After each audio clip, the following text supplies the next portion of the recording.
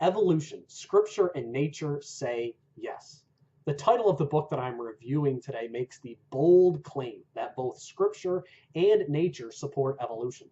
But based on the material in the book, I doubt that even author Dennis Lamoureux would agree that Scripture and nature say yes to evolution.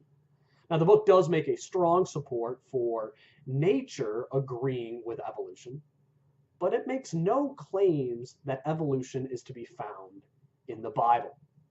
Dennis Lamoureux challenges the reader to escape from the current creation versus evolution debate and to see the truth that God created the world through evolution. Dennis argues that we should not look for scientific truth in the pages of the Bible. The belief that the Bible aligns with science, he states, is demonstrably wrong, and the readers of the Bible need to adopt the message incident principle. And that is, the spiritual messages found in the Bible are all true, but the incidental information surrounding those spiritual messages, that scientific detail and certain ancient stories, are not true. God used the science of the ancient world to communicate spiritual truth, because the people of those days would have been unable to understand concepts like a round earth, a sun-centered solar system, and evolution. So the author presents numerous proofs throughout the Bible that proves that the Bible used the science of the ancient world and not universal accepted scientific truths. Examples that he brings up are things like the mustard seed being called the smallest of all seeds when we know that it is not, or the rabbit chewing the cud when we know that a rabbit does not. Now, I would agree with many of his points making these arguments about the Bible using some ancient scientific information. But the question should be asked, does God's accommodation for an ancient understanding of the world mean that all of the events in Genesis chapter 1 through Genesis chapter 11 are therefore nothing more than legends that were brought forward to speak spiritual truth? Lamoureux argues, yes, they are legends.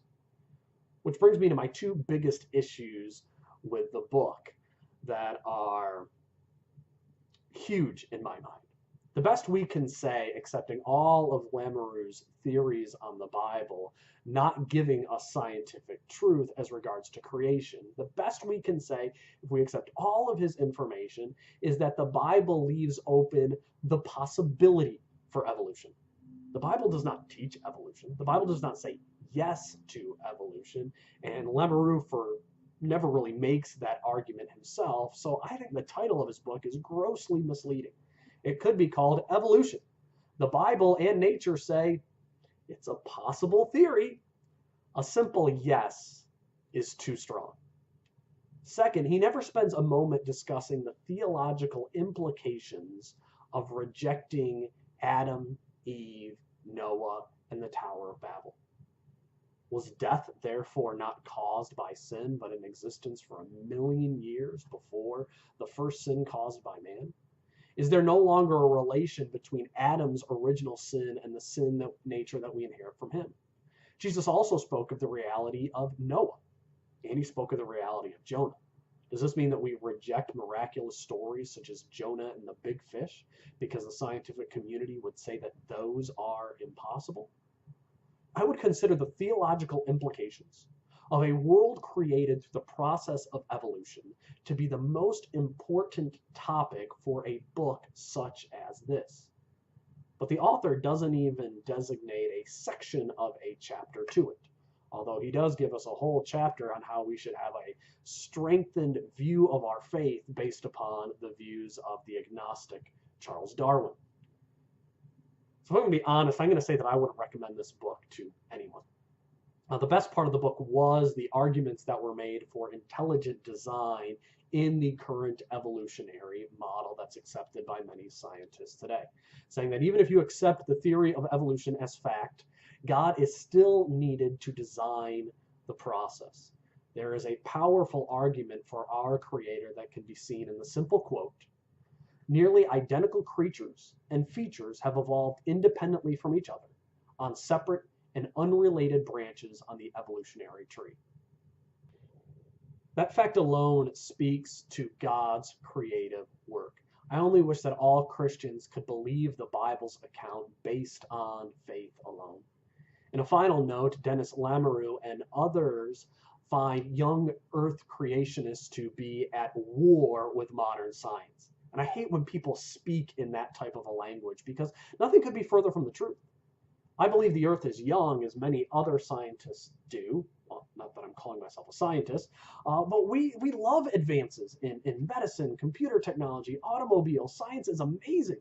We simply reject the theory that the Earth is billions of years old and evolved through an agonizingly slow process. We reject one theory while adoring the genius of this world that our God has made. Embrace science, love science, but you don't need to hold to evolution as Dennis Lamoureux claims. In evolution, scripture and nature say yes. Please feel free to comment below and share your thoughts on evolution, scripture, and nature say yes. Did you find this book to be a helpful way of viewing the world or a step too far from biblical teaching? Also, take a moment to subscribe to the Rev Reads YouTube channel so you can receive regular reviews of Christian books to help you stay engaged in the powerful world of Christian literature.